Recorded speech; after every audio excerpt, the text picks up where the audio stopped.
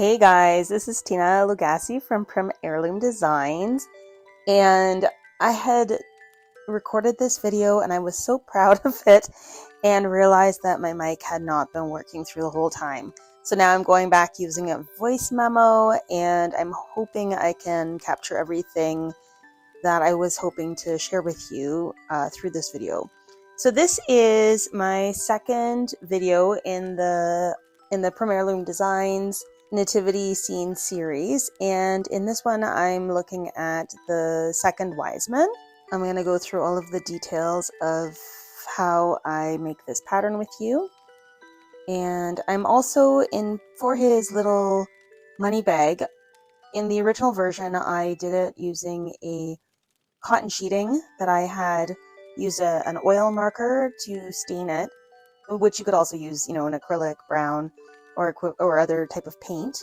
And then on that, I had done the embroidery, cut it out, sewed it, and put in his little hands. Now I was thinking, since it's generally felt crafters that are working on this pattern, in this tutorial I'm going to show you a version using felt, and this will be my first time doing it as well, so I'm curious to see how that turns out. So to get started, we're going to look at the pattern sheets. The second page, if you wanted to save yourself a sulky sheet, you can instead print that onto a piece of freezer paper, or you can just pin the pattern pieces, cut them out as you would normally. Make sure for this pattern that you're printing at 100% scale or to full scale size, or your pattern pieces will come out on the small side, and there is a 3-inch scale bar on the bottom of the pattern sheet. On the second pattern sheet, you will notice there are some stars on the skirt sides and the skirt. Those are just for placement purposes. That is not a symbol that you're supposed to embroider. Okay, so I'm going to take you through the materials. This is all wool blend rayon felt that I carry, and it all has to be pre-shrunk first. Okay, and then for this project I use 11/0 size Mayuki glass seed beads, and this one I use yellow, iridescent white, and clover green. Then for the embroidery colors I use DMC floss, and the colors they're specified in the color breakdown that I will link below. And then there's, for the interfacing, I use a piece of craft interfacing that's medium or heavyweight, and it's just for doing the beard. Okay, next for the yarn, and this is for the beard, I've got a couple of options I use. I'm just looking for something that's got a nice chunky fiber to it. You're going to be pulling it apart to create the beard anyways. This is a number 5 chunky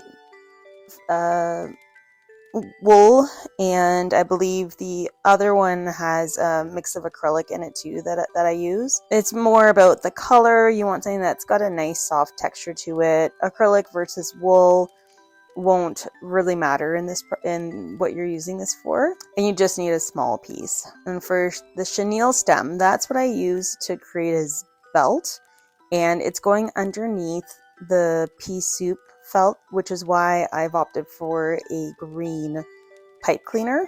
Then I've got these are pipe cleaners. The brand I use is Longs, and they're out of the US. So if you decide that you want to do the coin bag as per the original method, you just need a small piece of cotton sheeting. It's also called muslin. It's just a basic cotton fabric. You could even use, if you're a quilter, you can use quilter's cotton. It's any fabric. Also for his cheeks, I used Real Blush. You can also use a pink pencil crayon. Oh, if you use the blush, I like to fix it at the end using a matte finishing spray, but we'll go through that.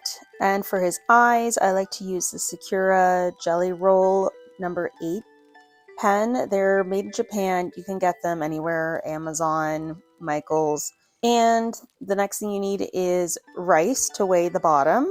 These ornaments, they're meant to stand up to create your nativity scenes. So I use rice, which is pretty normal for a doll maker to use to weigh things. But you could consider using like the beads that you put in the bottom of a vase. I think you can get them at the dollar store. They're these little pellety glass beads. And another option would be to use like a gravel maybe. I wouldn't recommend sand because I think it's a bit messy. So I'm going to start with my printed pattern sheets and I'm going to cut them out, all of the pieces, leaving a bit of an edge around each of them. I'm not going to cut out on the final line until after I've done the embroidery on these pieces. And for the pieces that do not require embroidery, I'm just going to rough cut them and then put them aside.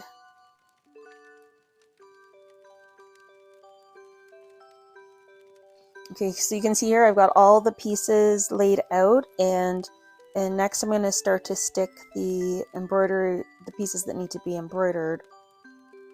No, I'm probably going to stick them all on. All right. So I'm going to go color by color and adhere these pieces of sulky to the corresponding colors of felt. Okay, so the first color I'm going to use is just my brown felt, and that's used for the little boot pieces.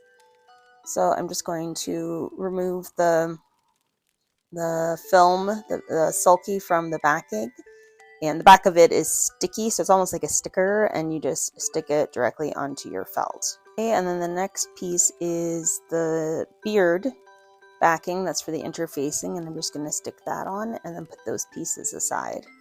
Then the next one is for the little money bag, coin purse. I'm putting that onto the burnt umber felt. Oops, I wasn't really working in the in the camera view. Oh, there you can see me. So those are going to go on, and I'm excited to try it, a felt version of this. I think it'll look really good. And I may as well just go ahead and cut these out now.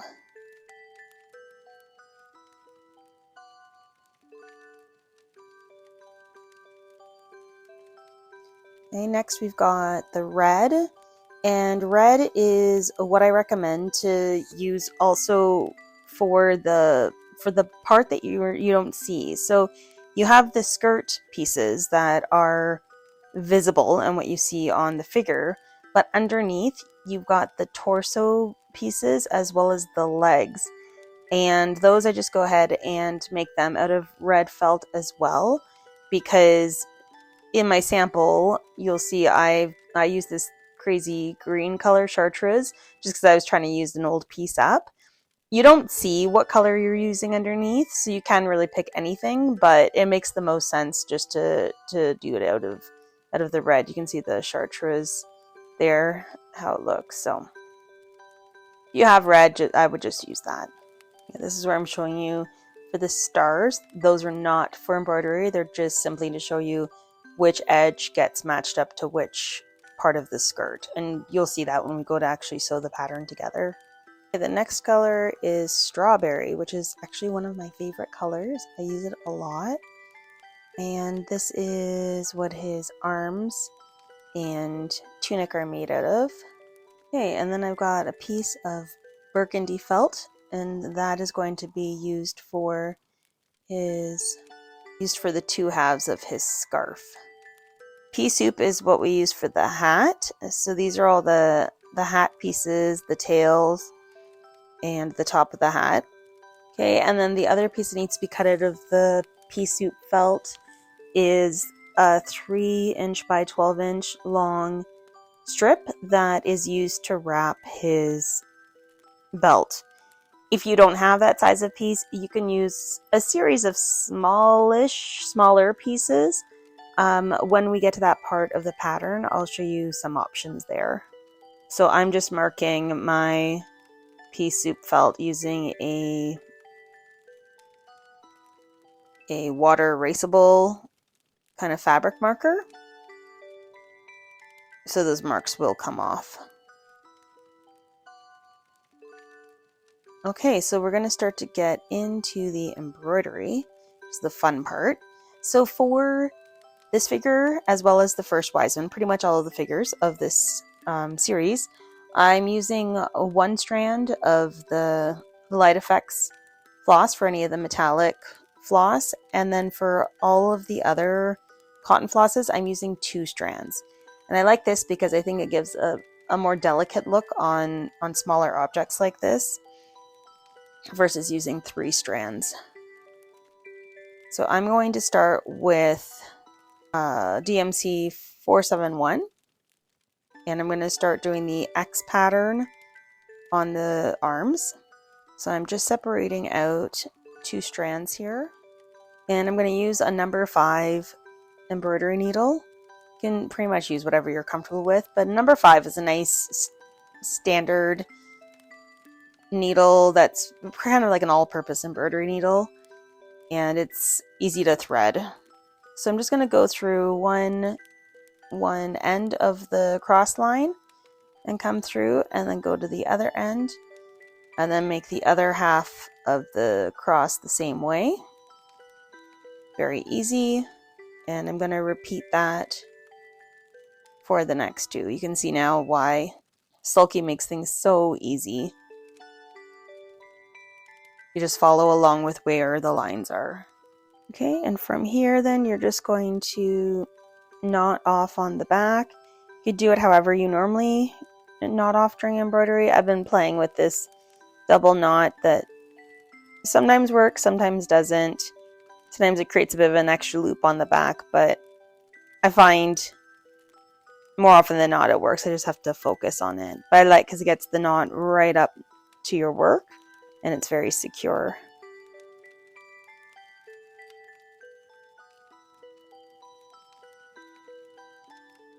Okay, and so then the next color we're going to use is the 3362, and this is going to be for backstitching that line that is just above the crosses.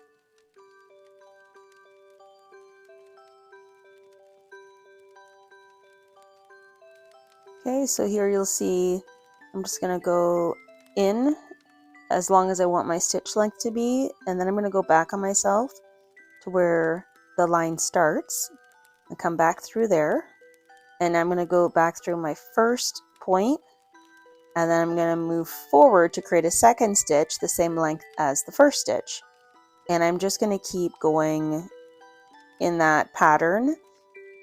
If you need help to understand how to do a back stitch, there's lots of aids and sources online. You can Google it, and it will look different when you're stitching it because likely you're right-handed and I am not. So we work with what we have.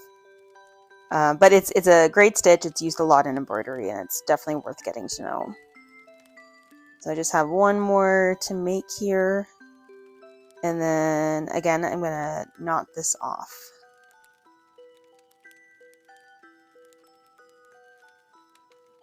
Okay, and then the next part on this piece is to sew on the beads, and for this I'm just going to use a single strand of the Light Effects floss, and I'll also be using a beading needle with that. What it just means is the needle has basically a small enough head that it can get through the center of the bead beads.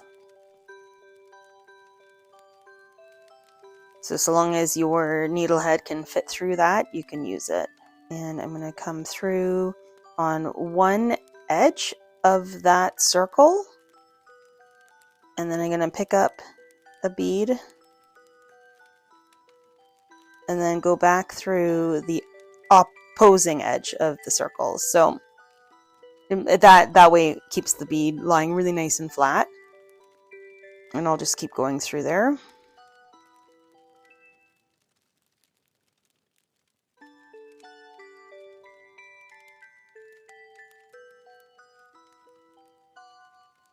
I'm just going to show you. This is my favorite bead holder. And I'm going to try to link it below if it is still available for purchase.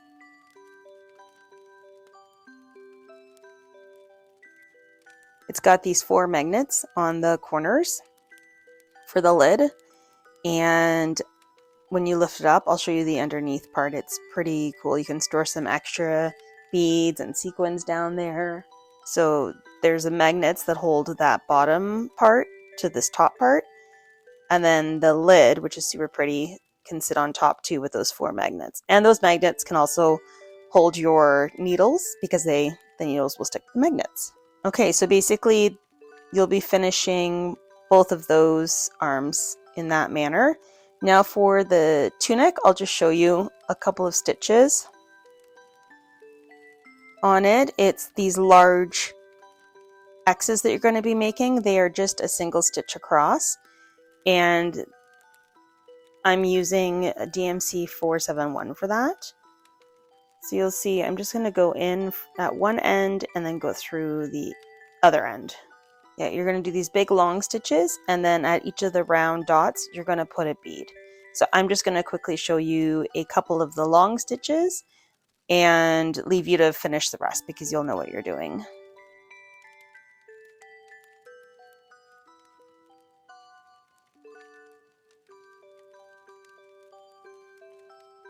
Okay, the next piece I wanted to show you is the stitching on the money bag.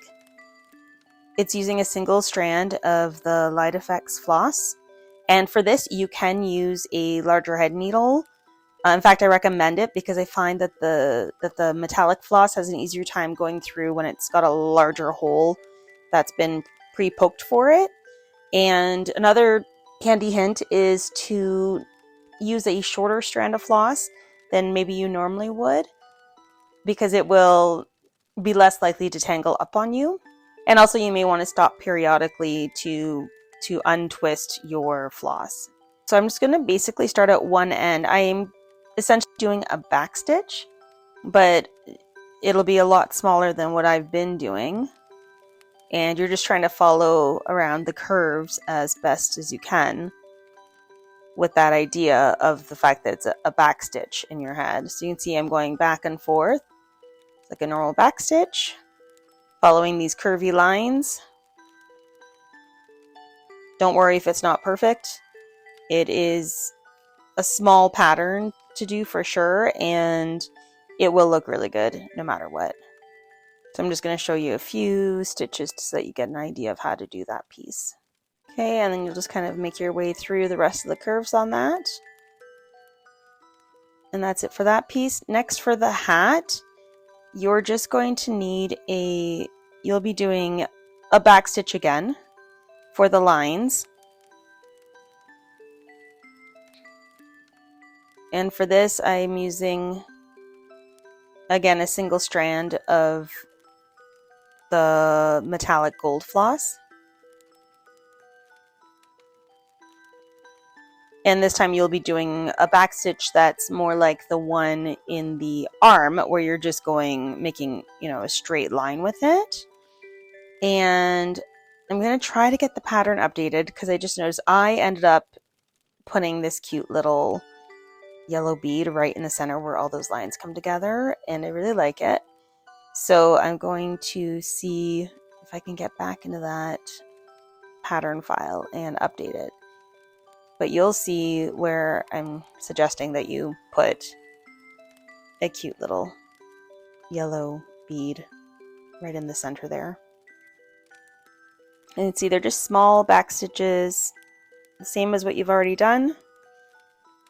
And then this next piece, this is his scarf, and it's in 2 pieces. And the first one is basically these dash lines that you're going to be doing that are just single stitches across. And then you've got this kind of complicated vine area that you're just going to be back stitching your way through. And then to finish it off, you've got some beads at the circular locations. Okay, and that's where the bead is on the center. So we're going to put a bead in there, a nice yellow one.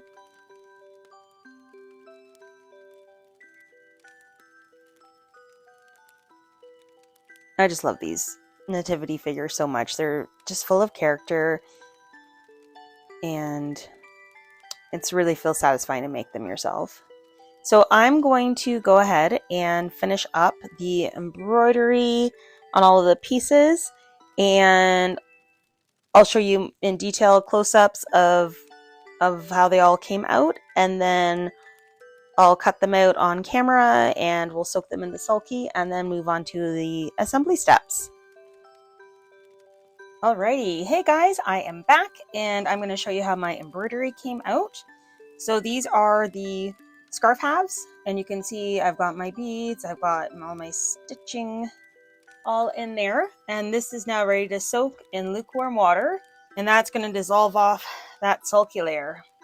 There's my sack, my tunic pieces, and for these actually I am going to peel off the sulky and just leave the part that's got some embroidery and beads on it and put that in, and then it just will end up with less muck on the pieces. And same with this one. In she goes. And because I know that this this burgundy has it usually bleeds quite a bit, I'm kind of trying to move my lighter pieces away from it in the bath. Okay, the hat top, I've got my little yellow bead there and my back stitching, and the arms are here.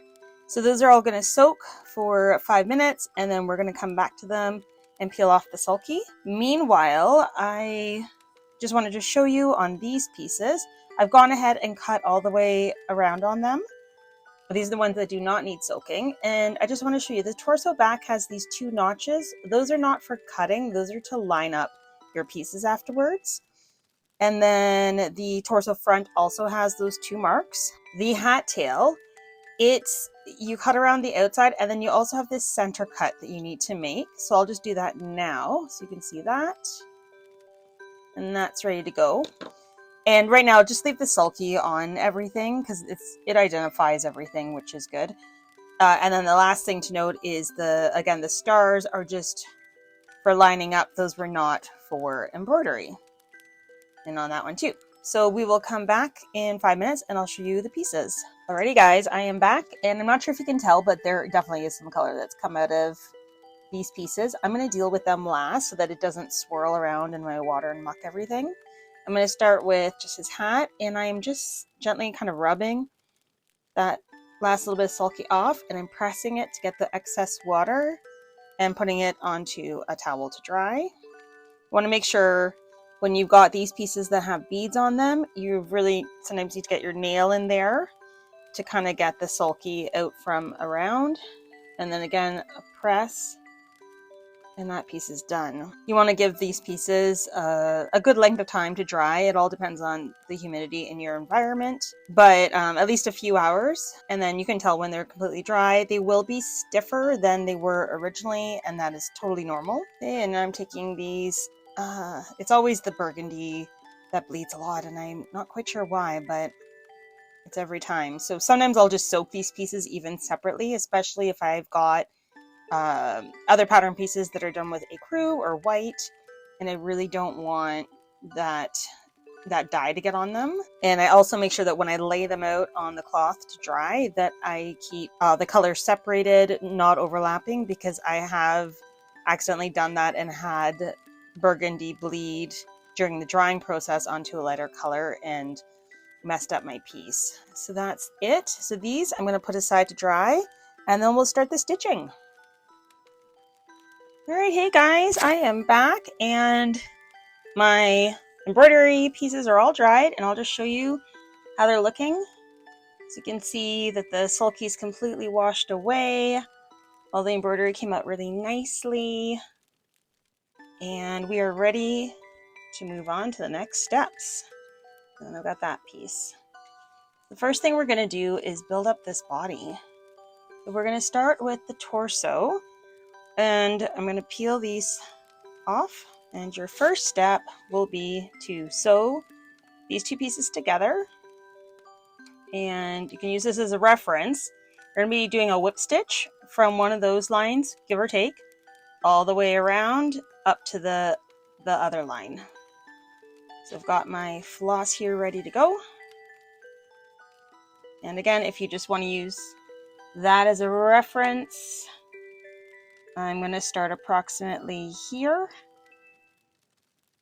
and finish off in the same location on the other side. And I'm heading this way towards the bottom of the torso. All right, so you can see here I've whip stitched all the way around this edge, and now I'm going to take it from the bottom and flatten this out. I'm going to try to box in the bottom, or I am going to box in the bottom, much like the first wise man figure. So once I have those points, with this one, I'm measuring, make sure that you keep that seam as well as you can lined up with this bottom seam. And it's about a 3/4 inch from this end, from that tip. So at about there is where I'm going to do a running stitch across, and I am going to go back and forth on it several times to give it some strength. And then I am going to repeat that on the other side. All right, so you'll see I've got both sides stitched up to form a bit of a box in this bottom. So now I'm going to take it and flip it right side out. And I'm going to do this carefully because I don't want to pull out any of my side stitches. Okay. If for some reason you do blow through a side stitch, you can just go back on it. This part is not going to be seen at all. All right, and I'm just going to go in there with the back of a pencil to make sure that I'm all pushed out, and that looks great. So the next step is to take your 2-inch piece of pipe cleaner, and I'm going to glue this to the back. Make sure that it comes up here because that's for attaching the neck on after. And then let that dry. Okay, and once that pipe cleaner is dried, you're going to want to take your polyfill or wool stuffing, which is what I'm using, and fill that cavity full. Okay, so I've got that packed up pretty tightly. Now I'm going to continue my whip stitching around the sides. And when I round over onto this side, I'm going to start to continue to stuff it. So for now, I'm just going to line up these sides and stitch around. All right, so I've got up into the neck done, and you can see in here I've left it open because I do want to continue to stuff that opening. And for this, I'm just going to use the back of a pencil. Show you that that's another tool you can use to help you stuff things. Okay, and once you're happy with the amount of stuffing you've got in there, you can just continue and finish this off with the whip stitching. Okay, and that's the torso completed. Next step is to essentially do very similar, but to the legs. So I've got my knees. So for these pieces, I'm going to line them up so that they match, and I'm going to whip stitch all the way around this edge and leave the top open. And I'm going to do that for both of these pieces. So you can see I've got my first knee sewn around. I've whip stitched all the way around and I've left this open because now I'm going to stuff it with rice. And take a pencil or something kind of equivalent, and you're just going to want to make sure that you've got a lot in there. And you're almost at the same time going to want to flatten this a bit because the whole point is for this to end up with a bit of a flat bottom for the figure to sit on. Okay, and once you're happy with how full it's looking, then you're going to take your needle and thread and continue to whip stitch across this top, trying not to spill out any of that rice. Okay, so you can see that's filled up. I'm going to repeat this on the other knee. So I've got my 2 legs finished and the torso. So the next step is to put this all together. And for that, you're going to use your glue gun. First, make sure that you know which side has your pipe cleaner, which is this. That's going to be the back. And then it's going to sit on top of the knees like this. So the first thing I'm going to do is actually glue these knees together. And this gets glued just to sit on top. So I'm actually just going to add some glue across those 2 legs. Again, make sure that your pipe cleaner's in the back. And stick that on and let that dry. So here you got those pieces with those really interesting stars on them. And basically I'm going to have, so this skirt piece, and take it off, and notice I've got my stars up at the front. And that lets you know that that is going to line up with this part. So what happens is, if you can recall, the star was down here. That's going to be whip stitched to this piece and curve around like that. Okay, so you're going to take your thread, and this jut out, this bottom, is going to be whip stitched to that edge.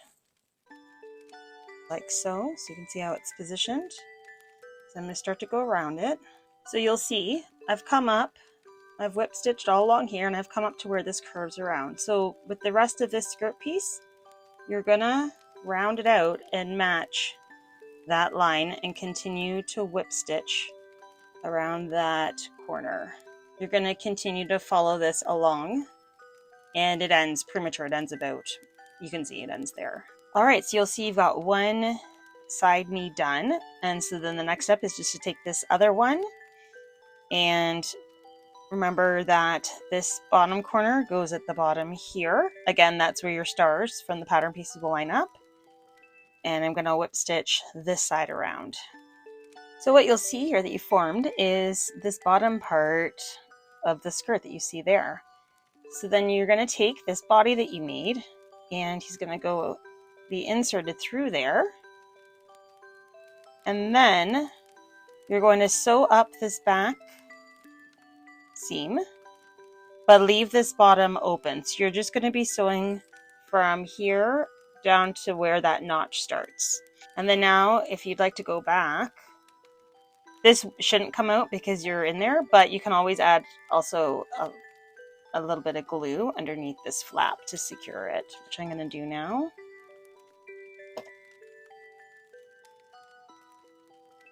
Okay. So the next step is we're going to move on to deal with the little boots. I'm going to peel the sulky off these pieces. So what we're going to do is take two of these pieces and put them together. And I'm going to start to whip stitch around this edge. And when I come to about there, I'm going to start to stuff. Whip stitched up into this point, and I'm going to start to stuff just a little bit of stuffing. It won't take a lot because that is such a small opening. And I like to roll it a bit to get it together. Squeeze that into that toe area. And then I'm going to continue to whip stitch around there, stuffing as I go. All right, so you can see there it is, nicely stuffed. So I'm going to do that, and yeah, you can see the stuffing in the top. I'm going to do that to the other boot. So you'll see I've got the two boots ready to go. So I'm going to come back to my figure, and you're going to want to install these so that the toe is pointed down because he's going to be crouched, and one is going to be attached to the one back of the knee and then the other one to the other back. So I'm going to throw a bit of glue on that one and stick that on there, and then those can sit and set. And then you can see why there is a pipe cleaner in this back is that you can bend it like so. There you go. You get an idea of how I get that kind of curve shape that he's bowing down. So moving on to the tunic, I have my two pieces lying here, and the first thing you're going to do is sew the shoulder seam. So the shoulder seam is if you take one of these pieces and you fold it in half, you're going to do a whip stitch from here to create the shoulder, and you're going to leave this little part open because that's for the neck to go through. I'll show you that again. I'm taking this piece, folding it in half, and just whip stitching along this edge. The next step is to sew the front seam. So now you're going to take these two pieces facing each other like this, fold them in half, or turn them so that they're wrong sides facing inwards, and I'm going to whip stitch starting at this corner. All right, so now you've got this little bit of a tunic assembled. So now you're going to take the body, assemble this, have your shoulder seams over top of your shoulders. It's going to fit tightly, and that is exactly what you want. Okay, just manipulate it as needed. And now you're going to sew up this back seam and hold it nice and tightly together. All right, the next step is to work on the arms. You're gonna always want to make sure that you've got them oriented so that they're kind of mirror images of each other. You're going to take some pipe cleaner, and you're going to take your pipe cleaner. You're going to have a little bit sticking out at that end to hold your hand bead. You're going to fold it so that it follows that curve, and you're just going to glue that in place. And you're going to do that to both arms.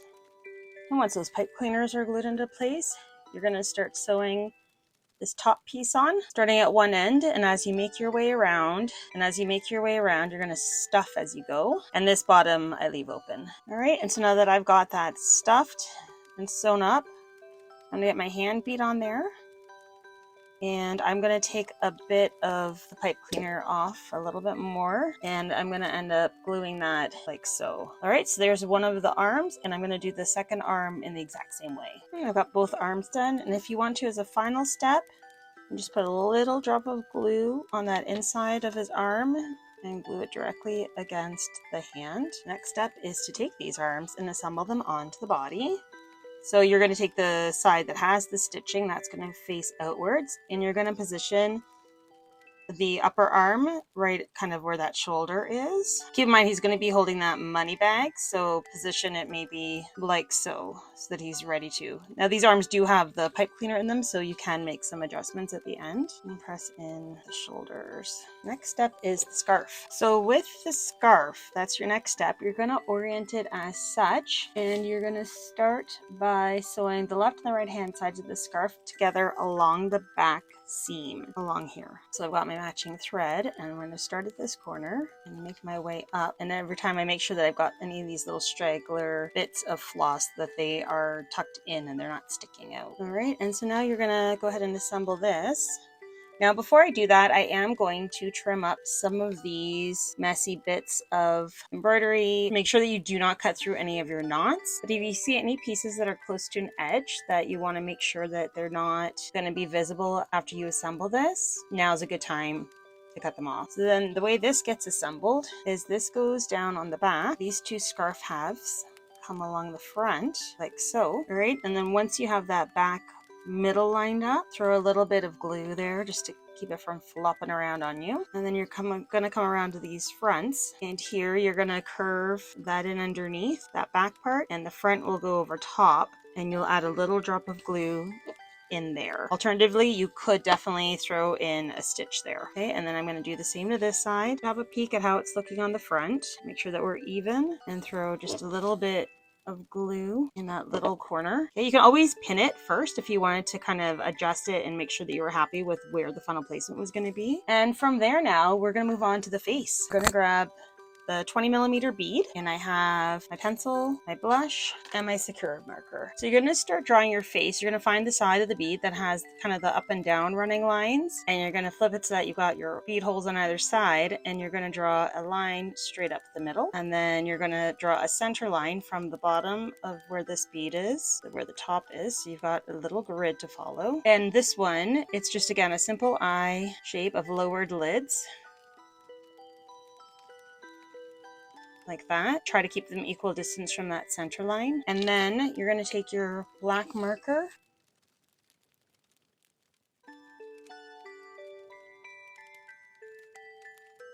but there you go. So those are the two downturned eyes. I'm going to put this aside, keep working on the figure. When it dries, that's when we'll come back and we'll add in the blush. So for now, we're going to move on to the beard. So I'm going to go ahead and cut out my beard piece. And this one, you're actually going to cut along this line. Okay, so I've got my beard piece, and you see that little square? That's what we're going to be filling in with the yarn. So I've got my yarn here, and I think I usually do about a 2-inch length or so. And like we did in the first Wiseman, I'm going to separate these strands. And I've got a comb next to me. Go through there a little bit to open up those fibers. And now you're just going to take some of those, start with this, and I'm going to glue it in that little box. Your glue there. And since it didn't all take, because it was quite a thick part I put in there, I'm just going to take some of this loose stuff away and throw more glue in underneath it until I feel like it's all been secured. So now I'm going to cut along here just to give it an even top. That's another check that you can check to make sure everything is secured. And now I'm going to go ahead and cut off this extra. Oops, I got some gold thread in there all the way around. Trying not to cut through my fibers. We can't stick this on yet because I need to erase that line still. So I'm hoping this is dry enough, and normally you would give this a few hours just to be really safe. And now I'm going to come in with the blush. So I just have regular makeup blush here. This is just cheapy stuff from the dollar store. And of course I've got, you can tell which is my favorite color. It's this one. So I'm just going to go in there. I've got this Q-tip that I just use repeatedly, and I pick up some blush and I just go into his cheek area and get a nice amount on there. And then I find that I do have to go back over this with a fixative spray, it's called. A little bigger. You can make the cheeks as big as you want. If you find that you've gone a little bit too crazy with the blush, you can always rub it off with your finger to kind of blend it a little bit around. Take a an extra Q-tip and go around the edge to blend it a little. And then you can also take an eraser to it if you totally put it in the wrong spot. Then I've got this spray. It's what I use on all of my heads. It's a general purpose matte varnish, and I find just a little bit of spray on the blush area keeps it coming off, because over time that will wear off unless you spray it. Done that, and I'm just going to put that aside to dry. All right, so my head's nice and dry at this point, and I'm going to take my beard, and we're still going to trim this up and do some stuff to it, so it will make it look really cool. I'm going to stick it on towards this bottom area, because he will get a mustache as well. And again, if there's any extra bits you don't need, pull them out of there. And I still have this gold thread I'm fighting with. It's gone now. So I'm going to add a bit of glue on the back of this and glue that down there. So for his beard, much like how we did the first Wiseman, you can tap glue through this. I am going to use my hairspray on this one from the beginning, just so we can see if it can work on its own. So I'm going to spray this over here, and then I'm just going to kind of tap it, fluff it, pull it apart, give it some nice texture. Now that I see this, I'm definitely going to want to trim this beard up, and I'm probably going to add a little bit more to it. So I'm going to trim it. This is where you can really have some fun with these figures. Bursting out. And this guy's going to get a much larger mustache. This piece here, and I'm going to go ahead and spray it. So I got it really soaked. But hairspray dries surprisingly quick. I'm definitely going to have to I'm going to have to wash my hands after this. It feels so sticky. All right, and then this will go across like that. Twist it a little bit so that it glues on easier. And I'm going to add a bit of glue just above that strip. Okay. And I didn't quite get all, so I'm going to throw a little bit more underneath, capture the rest of that mustache. All right, I did have to stop to wash my hands because it was bugging me so much. So I'm just going to come in here, and I still have some that's not stuck in as much as I'd like. So again, more glue. Okay, and feel free to play with this. If you want to add more beard underneath here, it would be a good spot. I'm also going to trim these up a little bit. You can really have a lot of fun with these beards. In fact, I have some of these pieces that I had cut off from below, and I may actually pop that in there, and I think that would look amazing. So I'm going to do that. Okay, and that looks good for now. Afterwards, the only thing I will do is I might adjust all this in here. I might do some different levels, but for now, this is looking good. The next step is to assemble it to the neck. So you got this little bit of a neck sticking out. And always try to pull it up more if you need more, but you really don't need a lot to stick this on. And you're going to find that opening under there, and that'll end up twisting on. So you're going to want to twist this a little bit and get a bit of glue on there and find that hole opening and stick that on. And you want to twist it on like this. Just keep that beard out of the way. And now that I'm looking at it, I think I like how that beard is working, so I'm probably not going to make any other adjustments, but you can come in there with scissors and adjust and play and have all sorts of fun with it. The next step is the hat. We're really coming down to the end of it. So with the hat, we've got the lower part, which is this, and we have the upper part, and those will just get whip stitched together. Okay, so you can see that I have completed a whip stitch all the way around, and now I just need to do a little bit of stuffing in that opening to give it a bit of thickness. So again, I'm going to crumble up some very small pieces of stuffing. For this, you could even do a set of tweezers might help. Let's see. Open that up. Oh yeah. There's so many things you could include in your stuffing tool arsenal. This actually works really well for this step. All right, so I've got that stuffed. Next, we're going to take the hat band. I'm going to keep my hat tails close by. For these pieces, just be careful when you're pulling the sulky off of them that it's not pulling on this piece and deforming it. So you just want to do it kind of slowly. So this one, you're going to sew the ends of the hat band together so that you create a circle. Then you're going to open it up into a circle, and you're going to want to glue that to the bottom. So the best way of doing this, kind of centering yourself over that opening, and I'm going to actually put some glue around here. If you're more comfortable, you can do this with white glue. It is more forgiving. And I'm going to stick this on, pulling it around and making a circle. You can also stitch it and glue it onto the Wiseman, so it'll end up looking like that.